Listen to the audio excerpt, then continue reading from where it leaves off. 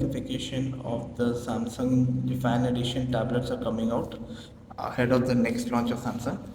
According to information received by WinFuture, the Galaxy Tab S9 FE Plus will have a 12.4-inch display. This will support an S Pen. This leak adds to the Plus model may feature an Exynos octa-core SoC paired with ARM Mali G68 GPU. Consumers may find the Tab S9 FE Plus with two RAM and storage models, that's 8 128 and 12 model, and you'll get a micro SD card slot.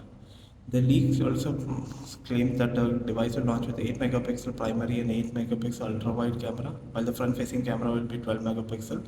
You will get an 10,090 milliampere battery and it will have IP68 water dust rating. The leak doesn't say, but it claims like the tablet will get Exynos 1380 chipset instead of the Snapdragon.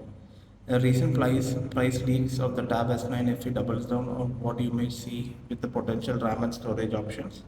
Leak renders of Tab S9 FE hints at colors like lavender, mint, silver, and grey colorways. Like the Tab S9 FE Plus should also get these options. The event is scheduled to be in October, where the Galaxy S23 FE and Galaxy Buds FE will be launched.